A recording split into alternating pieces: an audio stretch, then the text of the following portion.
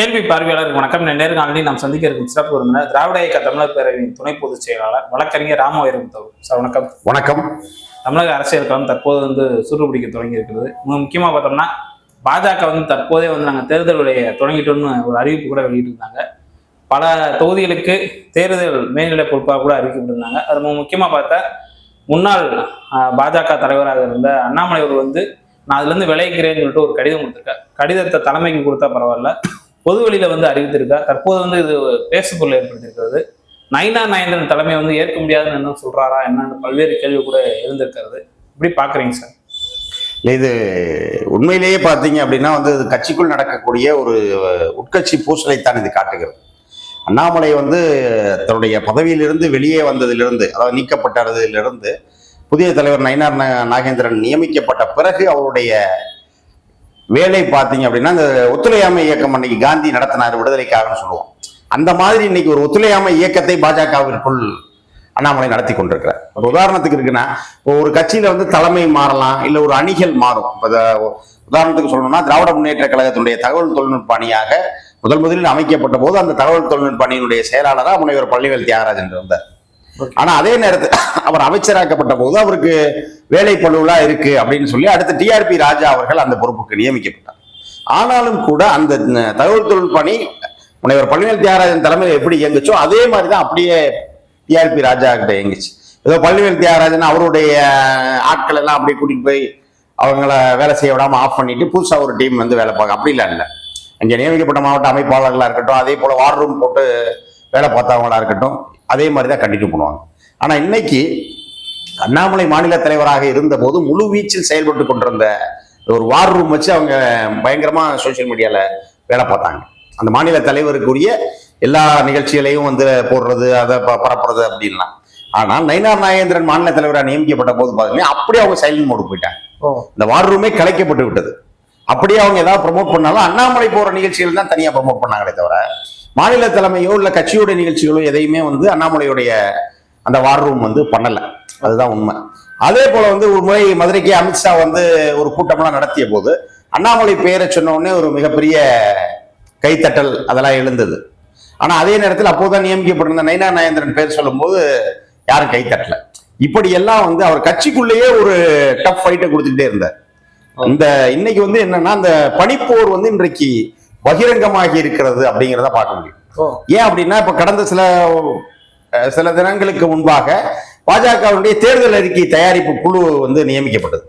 அந்த தேர்தல் அறிக்கை தயாரிப்பு குழுவுல தன்னை நியமிக்க வேண்டும் என்று அண்ணாமலை எதிர்பார்த்திருந்தார். ஆனா அண்ணாமலை அந்த குழுவில் நியமிக்கப்படலை. இதற்கு முன்பாக ஒரு மாநில தலைவர் ஆவதற்கு முன்பாக நடந்த 2021 சட்டமன்ற தேர்தலில் ஒரு அந்த குழுவில் இருந்தார். எல்முருகன் மாநில தலைவராக இருந்த போது அண்ணாமலை தலைவராக நியமிக்கப்படுவதற்கு முன்பாகவே தேர்தல் அறிக்கை தயாரிப்பு குழுவில் இருந்தார். ஆனா இப்போ அவர் தலைவராக இல்லை என்றாலும் கூட அந்த பொறுப்பு அவருக்கு கொடுக்கப்படலை. இப்போது கொடுத்திருக்கிற அந்த சட்டமன்ற இப்போ விலகி இருக்கிறார் இல்லையா, அந்த பொறுப்பு பார்த்தீங்க அப்படின்னா அதோட ஒரு டவுன் லெவல் ஜாப். அதாவது ஒரு 5-6 தொகுதிகளுக்கு அவரை பொறுப்பாளராக போட்டிருக்காங்க. அது ஒரு குறிப்பிட்ட இடத்தை சொல்லி அப்படியே போடலை. இப்போ உதாரணத்துக்கு அண்ணாமலை தன்னை யாருக்கு நிகரானவராக நினைத்து கொண்டு சண்டையிடுகிறாரோ அந்த செந்தில் பாலாஜி திமுகவில் ஒட்டுமொத்த கொங்கு மண்டலத்தினுடைய பொறுப்பாளராக இருக்கார். ஆனா இவருக்கு பாத்தீங்கன்னா அங்க ஒரு தொகுதி, இங்க ஒரு தொகுதி, இங்க ஒரு தொகுதி அப்படின்னு ஒரு ஸ்கேட்டர்டா போட்டிருக்காங்க. இது பாஜக தலைமை அவர் புறக்கணிக்க தொடங்கிட்டாங்களா, தயாராயிட்டாங்களா? கண்டிப்பாக கிட்டத்தட்ட அப்படி ஒரு நிலை இருப்பதனால்தான் அவர் ஒரு தேர்தல் அறிக்கை தயாரிப்பு குழு பொதுவா என்ன பண்ணுவாங்கன்னா அந்த சீனியாரிட்டியோ இல்ல அந்த எக்ஸ்பீரியன்ஸ் தேவைப்படும். உதாரணத்துக்கு தேர்தல் அறிக்கை தயாரிப்பு அப்படின்றது நீங்க போய் முழுமையா புதிய ஆட்கள்கிட்ட திடீர்னு கொடுக்க முடியாது. இப்ப ஏற்கனவே அந்த பணியில் ஈடுபட்டு இருந்தவர்கள் என்றால் கொஞ்சம் எளிதாக இருக்கும். பழைய அறிக்கை எடுப்பாங்க, அந்த பழைய அறிக்கை அவங்க என்ன மாதிரியான சூழலில் தயாரித்தாளர்கள் என்பது போன்ற அனுபவம் இருக்கும். ஆனா போன முறை ஒரு மாநில தலைவராக இல்லாத போதே அந்த தேர்தல் அறிக்கை தயாரிப்பு குழுவில் இருந்தவர் இந்த தடவை கன்சிடர் பண்ணாம விட்டுருக்காங்கன்னாலே இவர் மீது தலைமை ஒரு கோபத்தில் இருக்கிறது. ஏன்னா இவர் கிட்டத்தட்ட ஒரு தனி கட்சி என்கிற ரேஞ்சுக்கு தயாராகிட்டு இருக்காரு. இல்லை என்றால் இது போன்ற ஒரு மிரட்டலை வைத்து தன்னுடைய ஆதரவாளர்களுக்கு பாஜகவிற்குள்ள அதிகமா சீட்டு வாங்கி தரணும். ஏன்னா இப்போ நயினார் வந்த பிறகு புதிதாக நியமிக்கப்பட்ட மாவட்ட நிர்வாகிகளிலும் அணி நிர்வாகிகளிலும் அண்ணாமலையினுடைய ஆதரவாளர்கள் முற்றிலும் புறக்கணிக்கப்பட்டிருக்கிறார். ஓகே. அப்போ இதே நிலை நீடித்தால் நம்ம வந்து கட்சிக்குள்ள வந்து ஒரு தனிமரம் ஆயிடுவோம், ஒதுக்கப்படுவோம். ஏன்னா அரசியல்ல வந்து நீங்க கூட இருக்கவங்களுக்கு பதவி வாங்கி தரலைன்னா யாரும் உங்களோட இருக்க மாட்டாங்க. ஆமா ஆமா. அப்ப ஒரு பொறுப்பு வாங்கி தந்தா தான் அவங்க இவர் இன்னார் மூலமா நமக்கு பொறுப்பு கிடைச்சிச்சுன்னா அவங்க கூட வருவாங்க. ஆக இவரால் யாருக்கும் பொறுப்பு வாங்கி தர முடியல அப்படிங்கிற ஒரு கட்டத்தில் முற்றிலுமாக நாம் புறக்கணிக்கப்பட்டிருக்கிறோம் என்ற ஒரு எண்ணத்துக்கு வர்றாரு. அதன் காரணமாகத்தான் இன்றைக்கு வந்து அவர் கொடுத்திருக்கக்கூடிய, ஏன்னா இது வந்து மிக சாதாரணமான வேலை தான், யாருனாலும் பார்க்கக்கூடிய ஒரு எளிதான வேலை. அதாவது அந்தந்த தொகுதிகளில் நடக்கிற பரப்புரைகளை நீங்க ஒருங்கிணைக்கணும். இப்ப இவங்க போய் கம்ப்ளீட்டா அங்கேயே இருந்து செய்ய போறது இல்லை. அப்பப்போ அந்த தொகுதிக்கு வரணும், அங்க என்ன வேலை நடந்துட்டு இருக்குன்னு பார்க்கணும். இப்போ திமுகவை பொறுத்தளவுக்கு 234 தொகுதிகளுக்கும் வந்து ஒரு பார்வையாளர் போட்டிருக்காங்க. அந்த தேர்தல் பார்வையாளர் பார்த்தீங்க அப்படின்னா அவங்க உதாரணத்துக்கு மதுரை மேற்கு சட்டமன்ற தொகுதிக்கு திமுக மாநில மருத்துவர் அணி செயலாளராக இருக்கக்கூடிய மருத்துவர் திலீப் கண்ணப்பன் அவர்கள் இருக்கார். திலீப் ராஜ கண்ணப்பன் வந்து இருக்கார். அதே போல மதுரை மத்திய தொகுதிக்கு வந்து ராஜபாளையம் தொகுதியினுடைய முன்னாள் சட்டமன்ற உறுப்பினர் VP ராஜன் இருக்கார். இப்படி ஒவ்வொருத்தரும் இருப்பாங்க. அவங்க பணி என்னன்னா அவங்க அப்பப்போ வருவாங்க, இங்க என்ன போயிட்டு இருக்குன்றதை ஆய்வு செய்வாங்க, இருக்கக்கூடிய அந்த பூத் லெவல் கமிட்டியோட ஆலோசிப்பாங்க, வட்ட செயலாளர் பகுதி செயலாளரோட கூட்டம் போடுவாங்க, போயிடுவாங்க. இதே வேலையை தான் அவங்க 6 பேருக்கு ஒருத்தராக கொடுத்துருக்காங்க. ஒருத்தருக்கு ஒண்ணுன்னு சொல்லாம 6 பேருக்கு ஒரு தொகுதி அப்படின்னு கொடுத்துருக்காங்க. அப்போ 6 தொகுதிகளே ஒரு ஊட போயிட்டு வந்தா போதும். ஆனால் இதை முற்றிலும் படுத்தி எங்க அப்பாவுக்கு முடியல, நான் உங்களை கூட இருந்து பார்க்க வேண்டியது இருக்கு அப்படின்னு சொல்றவரு இப்போ எதுக்கு வந்து இத்தனை நாள் என்ன பண்ணிட்டு இருந்தார்? அப்போ தேர்தலுக்கு இன்னும் பல மாதங்களுக்கு இன்னும் 2 மாதம் இருக்குது. முன்பே அறிவிக்கிற நோக்கம் தான் நமக்கு என்னன்னு தெரியல. ஒருவேளை வந்து நீங்க சொன்ன மாதிரி படிப்போர் துவங்கி விட்டதா நம்ம பார்க்க. கண்டிப்பா கட்சிக்குள்ள தனக்கு வந்து ஒரு அங்கீகாரம் கொடுக்கலன்னா என்னுடைய முடிவு வேற மாதிரியான இருக்கும் அப்படின்னு கட்சிக்கு வந்து ஒரு எடுத்து சொல்வதற்கு தான் அவர் இது மாதிரி ஒரு முடிவை வந்து தன்னுடைய அதிருப்தியை வெளியே காட்ட தொடங்கிறார். அவர் பதவி நீக்கத்திலிருந்து இப்போது வரைக்கும் அவர் வந்து அதிருப்தி இருக்கு, ஆனா வெளிக்காட்டல. ஆனால் இப்போ வந்து கொடுத்திருக்கக்கூடிய இந்த பொறுப்பை மறுப்பதன் மூலமாக தன்னுடைய அதிருப்தி வந்து வெளிப்படையாக அவர் தெரிவித்திருக்கிறார். இதற்கு பிறகாவது தலைமை வந்து தன்னை கண்டுகொள்ளும். ஏன்னா அந்த மாநில தலைமை மாற்றம் அப்படின்னு நடக்கும்போது இவருக்கு சில உறுதிகள் கொடுக்கப்பட்டதாக சொல்லப்படுகிறது. ஏன்னா அண்ணாமலை ஆதரவாளர்கள் அப்பெல்லாம் பயங்கரமா எழுதிட்டு இருந்தாங்க. அதாவது மாநில தலைவர் பொறுப்பை விட்டு நீங்க போயிட்டாலும் பரவாயில்ல, மத்திய அமைச்சர் ஆவாரு, வெளி மாநிலத்திலிருந்து MP ஆவாரு அப்படின்னா சொல்லிட்டு இருந்தாங்க. அதாவது பாஜகவினுடைய தேசிய இளைஞர் அணிக்கு தலைவரா போறாரு, நிதியமைச்சரா போறாரு அப்படின்லாம் பல இது சொல்லிட்டு இருந்தாங்க. அப்போ இது எதுவுமே நடக்கல. கிட்டத்தட்ட ஒரு 6 மாதங்கள் ஆக போகுது. அப்போ தனக்கு வந்து தலைமை வந்து தன்னை முற்றிலும் கண்டுகொள்ளவில்லை. அப்போ நம்ம இது மாதிரி ஏதாவது பண்ணாதான் நமக்கு சமரசம் பேச வருவாங்க அப்படிங்கிற ஒரு நோக்கத்தோடு தான் இவர் இதை செய்திருப்பதாக தெரிகிறது. இன்னும் சொல்ல போனா இந்த நாளில் இவர் எடுத்திருக்கிற அந்த முடிவு ரொம்ப பொருத்தமானது. ஏன் அப்படின்னா, நான் இந்த சென்னை அண்ணா அறிவாலயத்தை ஒவ்வொரு செங்கலா நான் உருவேன்னாரு. இன்றைக்கு அண்ணாவினுடைய நினைவு நாள். அவர் தனக்கு கட்சி கொடுத்த பொறுப்பை கூட என்னால முடியலன்னு கொடுத்துட்டு போயிருக்காரு.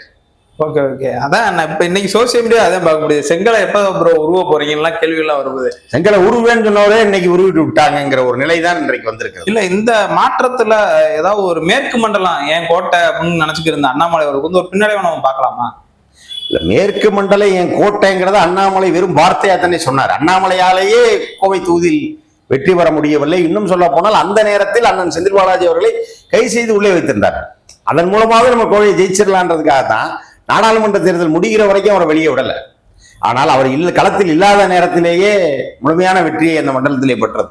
இப்ப அவர் களத்தில் இறங்கி இன்னும் தீவிரமா பணியாற்றிக்கிட்டு இருக்கார். அமைச்சர் பதவி கூட விட்டுட்டு முழுமையாக இன்றைக்கு அவர் கட்சி பொறுப்பில் இருந்து செயலாற்றி கொண்டிருக்கிறார். கண்டிப்பாக மேற்கு மண்டலம் மட்டுமல்ல, எல்லா மண்டலத்திலும் திராவிட முன்னேற்ற கழகம் தான் வெற்றி பெற போகுது. இதுல எடப்பாடி பழனிசாமி குறிப்பா பார்த்தோம்னா அண்ணாமலை அவர்கள் வந்து மாநிலத்தில் இருக்கும்போது அதிமுக விசஸ் பாஜகன்னு ஒரு நிலை ஓடிக்கிருந்துச்சு. எடப்பாடி பழனிசாமி அவர்கள் கூட அடிமைன்னு சில கருத்துக்களை வச்சிருந்தாங்க. பாஜக தலைவராக அண்ணாமலை மாட்டினா அவங்களுக்கு ஆதரவு கொடுப்புன்னு ஒரு கருத்து கூட அந்த டயத்தில் இருந்துச்சு. அதனை ஒட்டி தற்போது வந்து NDA கூட்டணி அதிமுக இணைந்திருக்கிறது. இதனுடைய பின்னணியில அதிமுக ஏதாவது இருக்கிறது? எடப்பாடி பழனிசாமி எது நெருக்கடி கொடுத்துருக்கா? அண்ணாமலைக்கு முக்கியத்துவம் கொடுக்க கூடாது? இல்ல, அதுவும் கண்டிப்பாக இருக்கிறது. அதாவது எப்படின்னா அவங்க என்ன கால்குலேஷன் போடுறாங்க அப்படின்னா, எடப்பாடி அண்ணாமலை 2 பேருமே வந்து வெவ்வேறு அணியில இருக்கும் பொழுது மேற்கு மண்டலத்தில் இருக்கக்கூடிய அவர்களுடைய சமுதாய வாக்கு வேணும். இப்போ வந்து 2 பேரும் ஒரே கூட்டணிக்கு வந்துட்டாங்க. எடப்பாடியை தான் அவங்க முதல்வராக முன்னிறுத்துறாங்க. அப்ப இந்த நேரத்துல வந்து எப்படினாலும் நம்ம அந்த அண்ணாமலை சார்ந்த சமுதாய வாக்கு நமக்கு வந்துடும் அப்படிங்கிறதுனால அண்ணாமலைக்கான முக்கியத்துவம் இங்கே குறைந்து விட்டது. அதே நேரத்தில் தெற்கு மண்டலத்தில் இருக்கக்கூடிய நயினார் சமூகத்தினை சேர்ந்தவருடைய வாக்கு வந்து கடந்த முறை கிடைக்கல அவங்களுக்கு. ஏன்னா தினகரன், OPS எல்லாருமே அதிமுகவுக்கு எதிராக இருந்தாங்க போன MLA தேர்தல். அப்போ அதனால வந்து இந்த முறை வந்து நயினாரையே தலைவர் ஆக்கிட்டோம் அப்படின்னா அந்த சமுதாயத்தை சேர்ந்தவர்களுக்கு தென் மாவட்டங்கள் வாக்குகளை பெறலாம். இப்ப அதன் காரணமாக தான் தினகரன் வேறு முடிவாய் அறிவித்தவரை இன்றைக்கு தினகரனை பேசி சமரசம் பண்ணி அவரை உள்ள கொண்டு வந்திருக்காங்க. அப்போ இதன் மூலமாக அங்க எப்படினாலும் நம்ம எடப்பாடியை முதல்வர் என்று சொல்வதன் மூலமாக அங்க இருக்கக்கூடிய வாக்குகளை வாங்கிடலாம். கொங்கு மண்டலத்துல தென் மாவட்டங்கள்ல வந்து நயினார தலைவராகிறது மூலமா வாங்கிடலாம் அப்படின்னு ஒரு நினைப்புக்குள்ள அவங்க வர்றாங்க. இதுல முக்கியமா மேற்கு மண்டலம் தற்போது வந்து அதான் மிகப்பெரிய பேசுபொருள் ஏற்படுது. வட மண்டலத்தை திமுக வெற்றி பெறும் தெரியும். அதே மாதிரி தென் மாவட்டம் டெல்டா போன்ற பகுதிகள்லாம் திமுக கூட்டணி வெற்றி பெறுது. மேற்கு மண்டல கலவரம் எப்படிங்க சார் இருக்கு? செந்தில் பாலாஜி அவங்களுடைய ஃபீல்டு ஒர்க் எப்படிங்க சார் போய்க்கிட்டாங்க? அதாவது உங்களுக்கு போன முறையை வச்சு மட்டும்தான் நம்ம இதை பேசுறோம். போன 2021 அதிமுக அப்படி சொல்லிக் கொள்கிற ஒரு வெற்றியை பெற்றது. இடத்துல ஒரு 60 இடங்களை பெற்றுவதற்கு முழு முதல் காரணம் வந்து மேற்கு மண்டலத்தில் பெற்ற வெற்றி. இன்னொன்று வந்து பாத்தீங்கன்னா அந்த தேர்தல் நேரத்துல ஒரு இந்த பாலுக்கு அழுகிற பிள்ளைக்கு வந்து இந்த சின்ன பிள்ளைங்க இருக்க வீட்டுல என்ன பண்ணுவாங்கன்னா அந்த நிப்பில மட்டும் டக்குனு வாயில வச்சு விட்டுருவாங்க. அது மாதிரி வந்து வன்னியர்களுக்கு ஒரு இடஒதுக்கீடுன்னு சொல்லி அன்றைக்கு நடத்தை விதிமுறை வந்து சாயங்காலம் தேர்தல் அறிவிக்கப்பட இருக்கிறது. அவசரமா அன்னைக்கு கொடுத்தாங்க அந்த 10% இடஒதுக்கீடு அப்படிங்கிறது. அது நடக்காதுன்னு எல்லாத்துக்குமே தெரியும். பாமக தெரியும், அதிமுகவுக்கும் தெரியும். ஆனா அதன் வாயிலாக வன்னியர்களுடைய வாக்குகளை ஓரளவுக்கு பெற்றார்கள். கவுண்டருடைய வாக்குகளை வந்து முழுமையா எடப்பாடி வச்சு பெற்று அதன் மூலமா தான் அந்த மேற்கு மண்டலத்துல வந்து அவர்களுக்கு குறிப்பிடத்தக்க வெற்றி கிடைத்தது. ஆனால் இப்போ வந்து அது முழுக்க இவங்க தேர்தலுக்காக செஞ்சாங்க அப்படிங்கிறத அந்த மக்கள் உணர்ந்து கொண்டாங்க. ஓகே. அதே போல வந்து செந்தில் பாலாஜி அவர்கள் கொங்கு மண்டலத்தில் அவர் முன்னிறுத்தப்பட்ட அவருடைய வேகமான செயல்பாடுகளின் மூலமா உள்ளாட்சி தேர்தலே நீங்க அதை பார்க்க முடியும். அதாவது நீங்க சட்டமன்ற தேர்தல் முடிஞ்சு அடுத்து உள்ளாட்சி தேர்தல் வந்த போதே பாத்தீங்கன்னா இடத்துல 90% வெற்றி திமுக கூட்டணி வந்து அந்த கொங்கு பகுதிகளில் பெற்றது. அப்போ அண்ணன் செந்தில் பாலாஜி அவர்கள் வந்து அந்த உள்ளாட்சி தேர்தல் செயல் வீரர்கள் கூட்டத்தில் அவர் சொன்ன ஒரு வார்த்தை வந்து சோசியல் மீடியால மிகப்பெரிய வைரல் ஆச்சு. நாம தான் ஜெயிக்கிறோம், நாம மட்டும்தான் ஜெயிக்கிறோம் அப்படின்னு சொன்னார். அது வந்து முற்றிலும் எதிரொலித்து தான் ஒரு இடத்துல ஒரு 90 இடங்களில் வெற்றி பெற்றது. அதே போல அடுத்து வர்ற நாடாளுமன்ற தேர்தலில் செந்தில் பாலாஜி அவர்கள் களத்தில் இல்லாத சூழலிலும் கூட ஒரு மிகப்பெரிய வெற்றியை வந்து கொங்கு மண்டலத்தில் பெற்றிருக்கிறோம்.